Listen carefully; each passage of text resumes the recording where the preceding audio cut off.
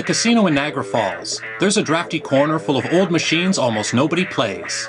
According to regulations, a slot machine cannot be retired until it pays out its maximum jackpot. Some of these machines have probably been there since the 90s. You can tell by the outdated graphics.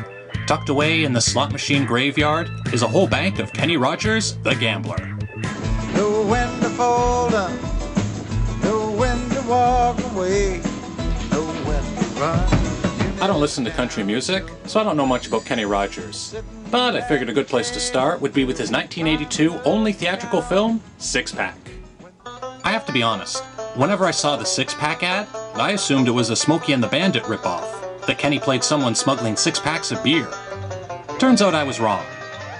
When the movie starts, I'm surprised by Kenny's full head of gray hair. He's only 44. Then again, by this point in time, he was already on his 4th marriage, so maybe that accounts for some of it. Like Indiana Jones says, it's not the years, it's the mileage.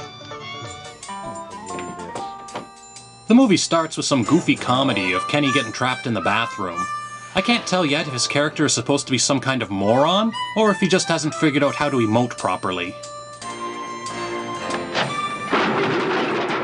While he's falling out of windows, a mysterious group of thieves in a van steal the engine from his race car.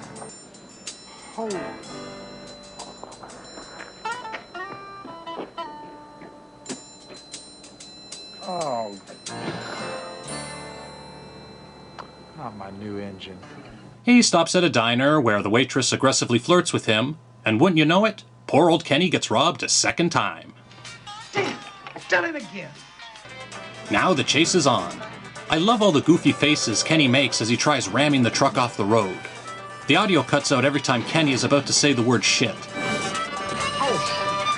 I guess he doesn't want to cuss on screen. He's got a family image to uphold. So the truck goes into the water, and look, it turns out those expert car thieves are just a bunch of little kids. Oh no, there's 6 of them. They're the 6-pack the title refers to. Kenny Rogers and a bunch of little kids. This does not look promising. The kids all have their own shtick. One of them's fat. 8 chocolate chips, please. We'll make mine a banana split. Extra large with nuts, please. Another has a potty mouth. No shit, Dick Tracy. The young one's too dumb to know how to swim and has to be rescued by Kenny. Another is a young Rusty Griswold. This one is totally forgettable. And the 6th one's a chick. I wonder if Kenny and the chick are gonna get together. No way, man. She's a child. That would be way creepy. Kenny gets to the bottom of this mystery. These orphan kids steal cars that are then fenced by the corrupt sheriff. When Kenny threatens to expose them all, he gets thrown into jail on some trumped-up charges. This is where Kenny starts doing some serious acting. Hey, take it easy. You gonna read me my rights? Luckily, the kids have taken a shine to this gray-haired vagabond, so they bust him out of jail. Easy, boy. Now take it easy. That's a real gun you got there. On your knees, cowboy. You're kidding. I think for a moment there, the cop was scared the kid was going to force him at gunpoint to blow him. The kids skip the county with Kenny, leaving behind their home and all their worldly possessions like their truck. In order to ingratiate themselves so they don't get dumped on the side of the road, one of them offers to fix Kenny's radio. What's with this radio? That thing's been broken for 2 years. 2 years? You couldn't be bothered to get someone to look at it in 2 whole years? Jeez, it wasn't even broken. It just needed to be plugged in, yet the kid's acting like he's some kind of electrical genius. No, there ain't much I don't know about cars. Pretty soon, Kenny decides he's sick of the kids. He tells them, "See ya," and puts on his suit to go prowling through the honky-tonk looking for tail.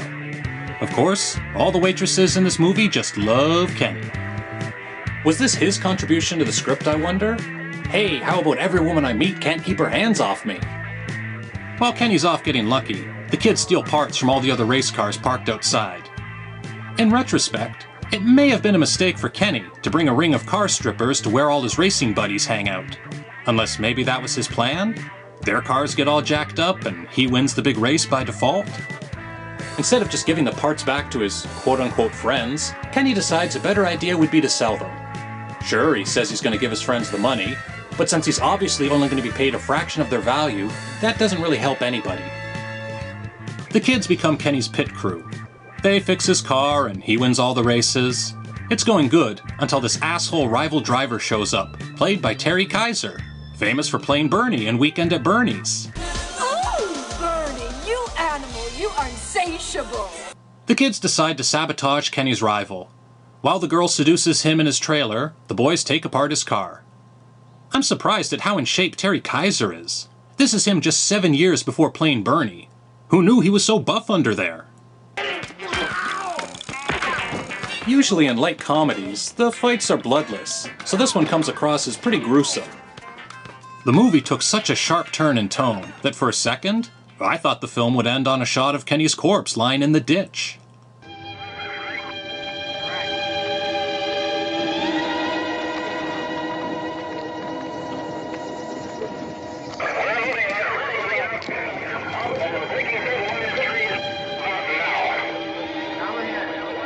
Wait, is he checking out her ass while doing his push-ups?